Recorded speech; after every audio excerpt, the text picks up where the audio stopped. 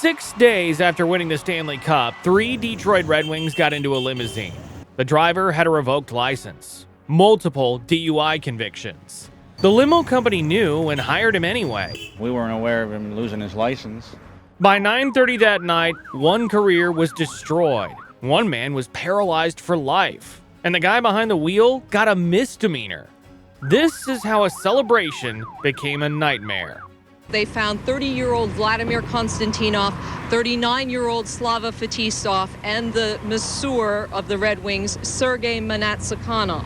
To understand what was lost, you need to understand what they had. The 1996-97 Detroit Red Wings weren't just good. They were a team built to end a drought that stretched back to 1955. Since then, nothing. Decades of losing seasons, early playoff exits, and a fan base that started calling them the Dead Wings. But by the mid-90s, the roster was stacked. Steve Yzerman wore the captaincy. Scotty Bowman coached from behind the bench. Sergei Fedorov, Brendan Shanahan, Nicholas Lidstrom, all of them in their prime. And then there was the Russian Five. 5 players were pulled from the Soviet system. Forwards Igor Larionov, Fedorov, and Slava Kozlov.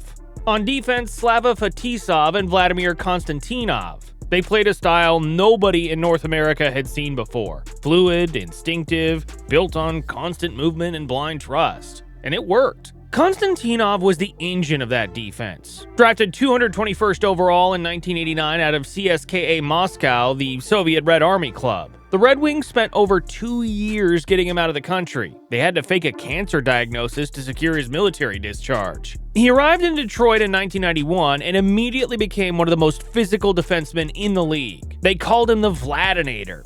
He once explained his approach simply. For my game, I don't need to score the goal. I need someone to start thinking about me and forgetting about scoring goals. In 1995-96, he posted a plus 60 rating, the highest any player had achieved since Wayne Gretzky's plus 70 nearly a decade earlier. The following season, he finished as a runner-up for the Norris Trophy as the best defenseman in the league. He was 30 years old, getting better every year. Beside him on that blue line was Fetisov, a completely different story. Fetisov wasn't emerging, he was finishing. At 39 by the time the playoffs ended, he was the oldest player on the roster. But his resume was almost impossible to match. 2 Olympic gold medals, 7 world championships, 13 seasons with CSKA Moscow. He had publicly defied the Soviet government to come play in North America, and the Soviet Minister of Defense once threatened to send him to Siberia for it. Wayne Gretzky called him the best he ever played against. This was supposed to be his final season, the perfect ending. Then there was Sergei Manatsikanov, not a player, the team's masseur. In the locker room, they called him Nasta. He spoke little English, stayed out of the spotlight, and took care of everyone. His teammate Slava Kozlov later said he treated everyone with respect and gave everyone his time. He joined the Red Wings staff full-time in 1995 after a chance meeting with Fetisov. On June 7, 1997, the Red Wings swept the Flyers in 4 games. Yzerman lifted the cup at Joe Louis Arena. The drought was over. Detroit had its team, its moment, its future. And then, 6 days later, all of it changed. But there's one detail about that night that changes everything. June 13th, 1997. Around 17 players gathered at the Orchards Golf Club in Washington Township, Michigan. One last afternoon together before everyone scattered for the summer. Konstantinov, Fetisov, and Manatsikanov didn't golf. They rode around the course in carts, hanging out, enjoying the day. When it wrapped up, the 3 of them got into a white stretch limousine. The plan was simple. Head to goalie Chris Osgood's house. But stop here for a second. The man behind the wheel was Richard Nita, 28 years old. His driver's license had been revoked since January 1996. Not suspended, revoked, after accumulating more than 12 points on his record. He had multiple alcohol-related driving offenses, including a 1994 conviction. His employer was Gambino's West Side Limousine Service out of Belleville, Michigan. The owner, John Gambino, initially told the press he didn't know about Nita's record. Court filings later told a different story. Gambino knew Nita was unlicensed and let him drive anyway. Michigan's Secretary of State offered a service where any employer could check a driver's record for $6.55. Nobody checked. Around 9:30 p.m., the limousine was traveling on Woodward Avenue in Birmingham. Nita fell asleep.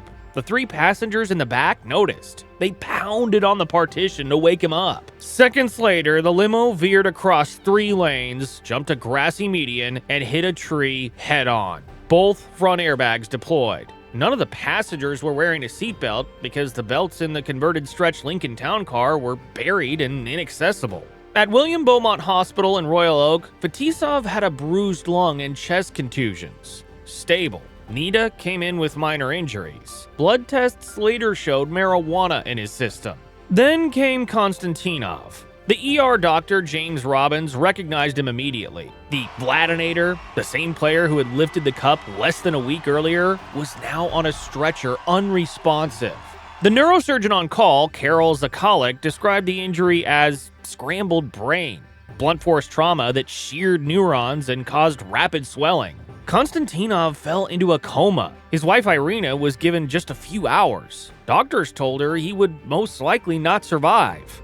The prognosis from the very beginning, that was terrifying. They were saying that he might not gonna survive and live longer than a few days. Monatsakinov's injuries were even more severe. The impact had fractured his skull and broken his spine. Brain matter had leaked through the fissures. Robbins, who had seen just about every kind of trauma in his career, didn't think Monatsakinov would make it. Both men survived, but nothing was the same.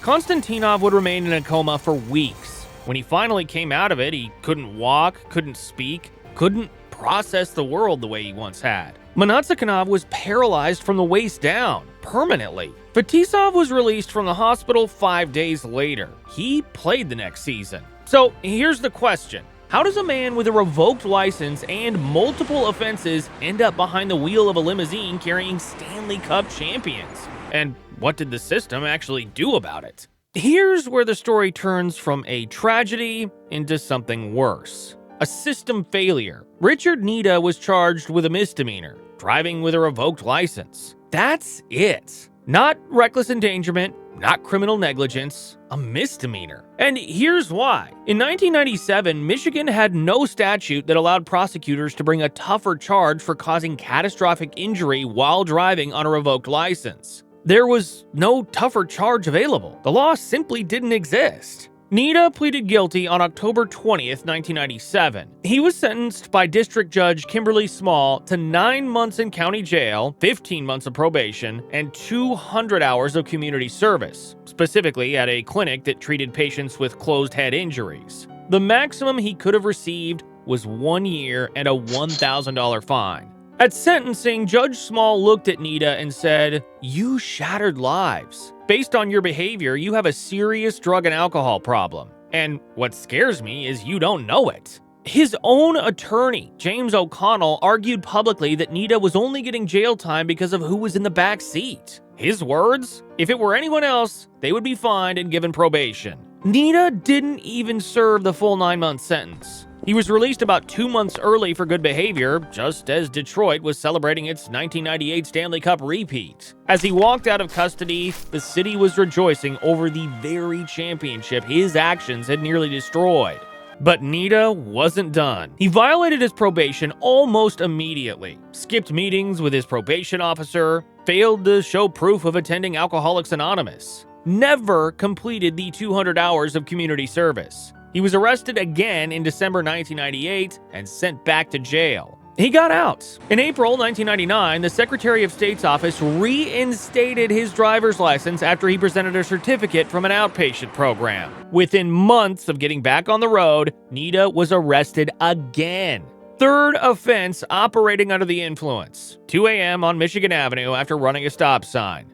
Prosecutor Gorsuch's response? This guy violates every term of his probation, gets a year in jail, and irrevocably injures 2 people and gets his license back?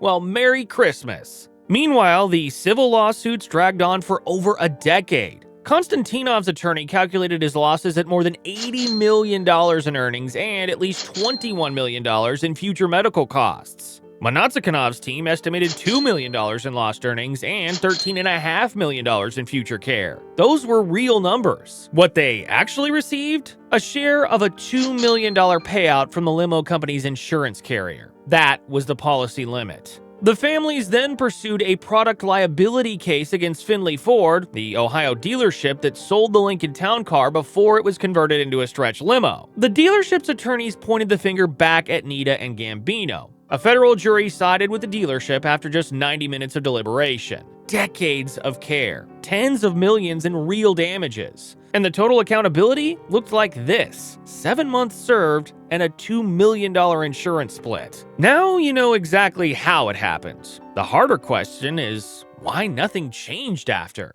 This wasn't a freak accident. It was a system that made the accident possible and then barely flinched when it happened. In 1997, Michigan had no requirement for limousine drivers to run background checks on their drivers or monitor driving records after hiring. A chauffeur's license cost $20 and required answering a basic set of questions. No skills test, no road evaluation, nothing close to what the state demanded from commercial truck drivers who had to meet rigorous federal standards. The entire limo industry was operated on an honor system. Nita was proof of what that looked like in practice. But the problem wasn't one company. It was an industry with no oversight and a state with no enforcement. Prosecutor David Gorsica knew the gap in the law had protected Nita from real consequences, so he drafted 2 bills after the crash. The first, 5 years in prison for anyone who causes serious injury while driving on a revoked or suspended license. The second, 15 years for causing a death under the same circumstances. Both bills passed and took effect in October 1999, more than 2 years after the limousine hit that tree on Woodward Avenue.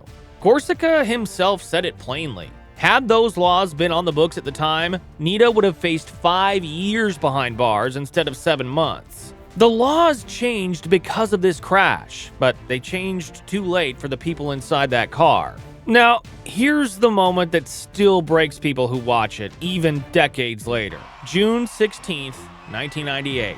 MCI Center, Washington, D.C. The Red Wings had dedicated their entire 1997-98 season to Konstantinov and Konstantinov. Every player wore a patch on their jersey bearing the initials VK and SM alongside the word "Believe," written both in English and Russian.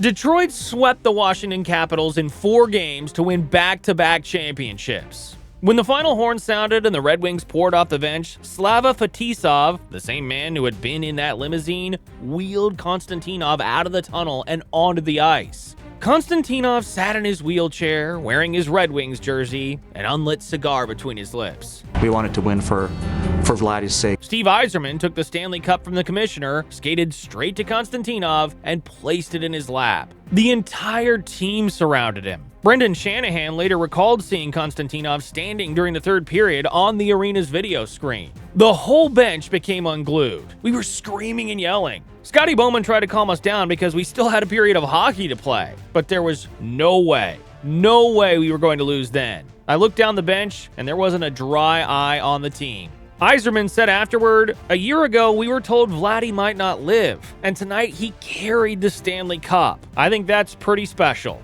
From that single night, 3 lives went in completely different directions. Fetisov recovered, playing 1 more season, retired, and was inducted into the Hockey Hall of Fame in 2001. He went on to become Russia's Minister of Sport and built a career in politics. Konstantinov was paralyzed from the waist down and spent 27 years in a wheelchair, cared for by his wife Elena in Florida. The Litch family, who owned the Red Wings, continued paying his salary for the rest of his life. He passed from cancer in August 2024 at the age of 71. Konstantinov still lives in West Bloomfield, Michigan with round-the-clock care. His wife Irina has said that his brain injuries mean he can't process idealistic feelings about life, like love or country, or happiness that his child is graduating. Everything for him is matter of fact. His jersey number 16 has never been issued to another Red Wings player since. In 2024, 27 years after the crash, Konstantinov returned to the ice for the first time in a charity sled hockey game with the Bell Tire sled hockey team. The coach, Derek Dene, watched him take the puck and said, "You can tell he didn't forget how to play hockey." I mean, he's still got it. The celebration ended. Consequences never did. 3 men from the same car. One went into the Hockey Hall of Fame. One spent 27 years in a wheelchair before cancer took him. One still needs someone beside him every hour of every day. The system that put them in that limousine paid almost nothing. The driver was back on the road within 2 years. That's the part of this story that never sat right, and probably never will. If this one hits differently, hit the like button. It genuinely helps more people find these stories. Subscribe to Skates and Scars so you don't miss what's coming next. And if you want to go even deeper on stories like this one, super thanks is right below this video. Every single one goes directly back into the research. The celebration ended. The consequences never did.